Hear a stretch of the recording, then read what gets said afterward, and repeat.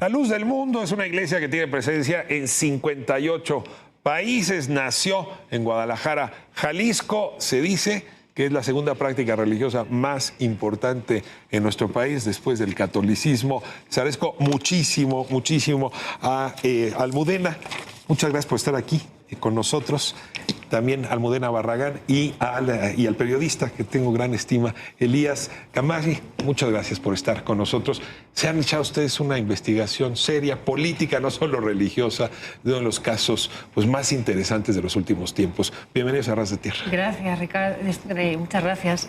Sí. Pues estrenamos un podcast que se llama La Caída del Apóstol en El País, en exclusiva para Podimo, para la plataforma de podcast. Y justo hablamos de esta historia, ¿no?, del líder de la Iglesia de la Luz del Mundo, condenado en Estados Unidos, pero también es una historia de las personas que denunciaron esos abusos, ¿no?, abusos sexuales, abusos económicos, abusos psicológicos dentro de la Iglesia. Y estamos muy contentos con el estreno. Les hago algunas preguntas que despiertan, Elías, mi curiosidad periodística desde hace tiempo. Aarón o Naasón, ¿no?, Joaquín, es el tercero en el linaje, ¿no? Entiendo que la Luz del Mundo la funda su abuelo. Y lanzo la primera pregunta, un poco, espero no echar a perder lo que presentan en el podcast. El padre muere, se dice asesinado y también supuestamente acusado de abuso sexual. Sí. Samuel Joaquín García, ¿quién fue? Samuel Joaquín estuvo al frente de la iglesia durante 50 años, Ricardo. Entonces fue un apostolado, como ellos le llaman dentro de la Luz del Mundo, que se extendió desde 1964 hasta 2014. Cada uno de los tres apóstoles son parte de la familia Joaquín, son el abuelo, el padre, el hijo. Y los tres apóstoles enfrentaron sus propios escándalos, ¿no? La iglesia se fundó en 1926, en medio de la Guerra Cristera, y en los 40 ya le surgió al fundador de la religión, a Aarón Joaquín, pues un hijo bastardo que eventualmente tuvo que reconocer y que estuvo en la conversación para estar en la línea de sucesión, ¿no? Estuvo en la terna, digamos, era corcholata para dirigir la Luz del Mundo. En 1964 llega Samuel Joaquín. En los 90, recordarás que en el 97 explotó este escándalo también de los legionarios de Cristo. En el 97 también en la Luz del Mundo hubo una serie de denuncias de un hombre que se llama Moisés Padilla.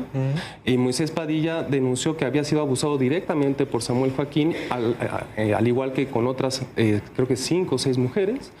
Y al año después de que sale a hablar a medios, aparece apuñalado 60 veces, ¿no? Entonces, estos son los antecedentes. Está confirmado, porque trataron de esconder cómo había muerto y se ha filtrado que fueron gente de su propia congregación.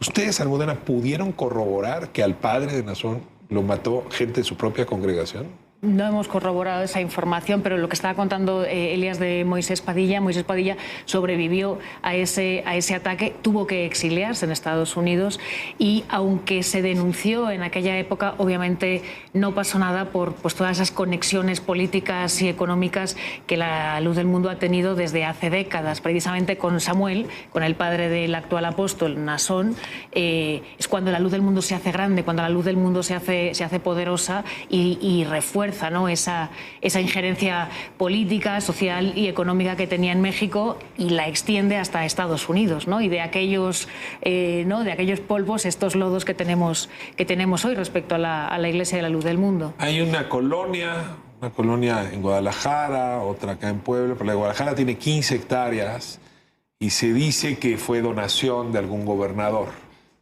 Pero vemos sistemáticamente a lo largo de la historia de la Luz del Mundo nexos políticos tan escandalosos como el préstamo del Palacio de Bellas Artes para los 50 años de Naasón.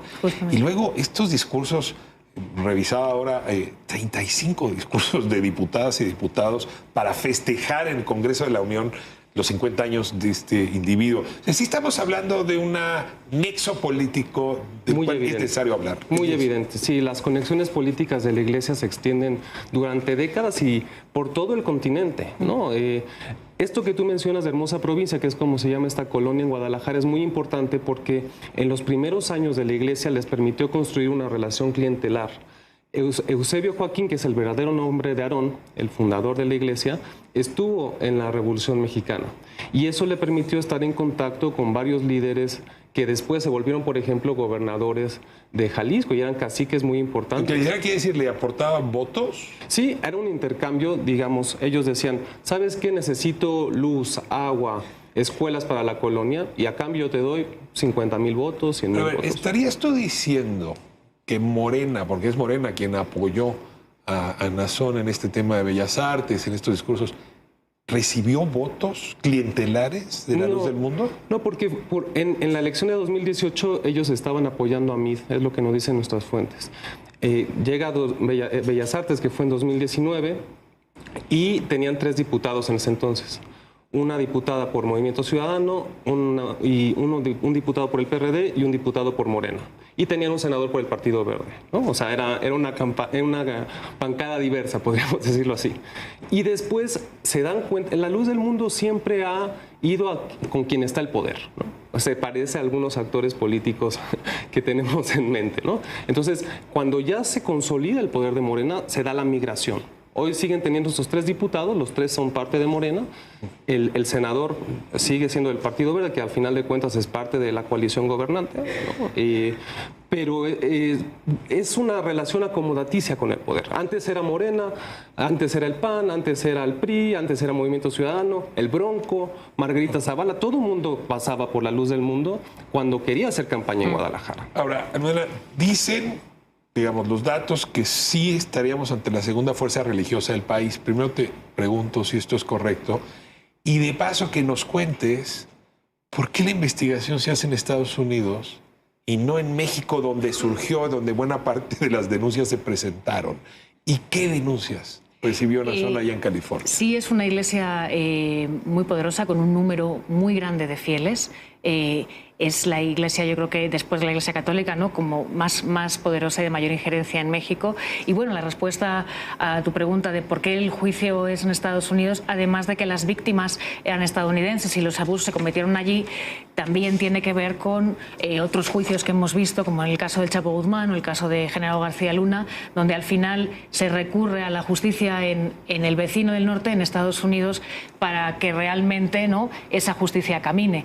Porque lo que hemos visto es que en México hay muchas trabas, se ponen muchas trabas para que esta investigación fluya. Es verdad que la UIF en algún momento, cuando se detuvo a Nazón, se investigó, congeló algunas cuentas de la Iglesia, pero a día de hoy esas cuentas han quedado completamente descongeladas. Entonces, digamos que para que la justicia camine y siga su curso, los cargos. Entonces, al final, los cargos que... Hacer un trabajo de periodismo y justicia para que sea a través del periodismo que exista algún tipo de resarcimiento. Yo les pregunto un poco por las motivaciones de hacer este podcast, dónde lo puedo escuchar, ¿no?, cómo está concebido, cuáles son los ángulos que abarca. Sí, ha sido un proceso durísimo en la parte personal porque son historias que nos tocan, ¿no? Muchas veces pensamos en las historias de iglesias o de sectas y decimos, bueno, son un montón de gente que anda por ahí y creen cosas muy raras, y en realidad son cosas que nos interpelan a todos como sociedad. Muchas veces los periodistas acudimos como a la frase de decir, bueno, vamos a ponerle cara a la historia, pero no le queríamos poner cara a la historia, queríamos entender a la gente que pasó por ahí. ¿En qué creen? ¿Por qué creen? ¿Cómo se construyen sus comunidades? ¿Qué les da estar dentro de la religión en cambio de no estar dentro, ¿no? Entonces, nosotros encontramos a esta mujer que se llama Elisa Flores, que es una mujer mexicoamericana, que, por ejemplo, aprendió a hablar español dentro de la iglesia, que se llama Elisa Flores porque así se llamaba la esposa de Aarón Joaquín, el fundador. El hijo, el apóstol, más bien, que era en su tiempo, cuando ella nació, le dijo, le tienes que poner el nombre de mi mamá. Y tenía el mismo apellido y se llama igual que la mamá. Y es una mujer que tuvo un contacto directo con la familia, trabajó para ellos. Es la fuente principal. Sí, esa es nuestra guía, nuestra protagonista principal. Tiene una estructura, sé que la palabra está de moda, pero es muy fuerte, muy patriarcal. Las mujeres desaparecidas. Totalmente patriarcal. Y de una vez aprovecho, además de tu reacción frente a esto, Ana, para preguntar lo obvio.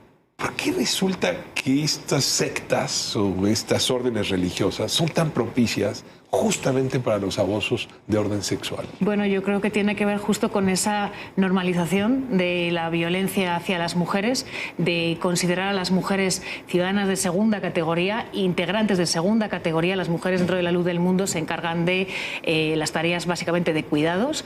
Su misión fundamental es la de casarse, la de tener hijos, y por lo tanto también la de estar a merced de su marido, de su papá primero, de su marido después, y también de su pastor, ¿no? Entonces, imagínate, denunciar maltratos, ¿no? Malos tratos, violencia doméstica en un ambiente así es imposible, porque al final la respuesta que reciben, ¿no? Y este es el caso de Elisa, es: algo habrás hecho tú para que tu marido te pusiera la mano encima, ¿no? Entonces, además de los abusos sexuales, lo que vemos son una serie de violencias encadenadas que viven los hombres también, pero en el caso de las mujeres, ¿no? Hay una violencia psicológica, una violencia física, hay abusos sexuales, pero también hay violencia económica, por ejemplo, ¿no? De tener que dar un diezmo, de tener que hacer un pago todos los meses para la iglesia, ¿no? De tu comunidad, de no poder dedicarte a otra cosa más que, ¿no? La venta, los cuidados, la limpieza.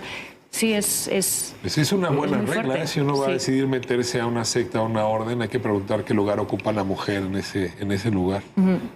¿Qué pasó con la luz del mundo? Déjame cerrar con esto, Elías. ¿Existe hoy todavía? ¿Tiene la misma fuerza? ¿No sobrevive todos esos embates? Totalmente. La luz del mundo sigue ahí. Negó todas las acusaciones, cree en la inocencia de su apóstol, cree en su honorabilidad.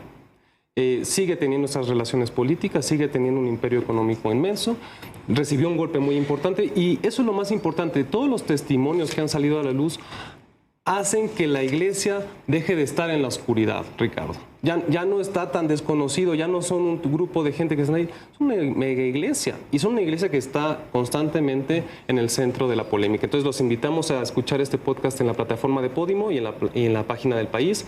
Les va a encantar. Elías Camaje, muchísimas gracias. Almudena Barragán, grandes periodistas, gracias por traer estas investigaciones que hace el País, y desde luego escuchar en Podimo este podcast. Un placer. Seguimos aquí abiertos para las investigaciones que quieran traernos. Vale la pena hacer su difusión también con nuestra audiencia. Gracias. Muy bien, vamos ahora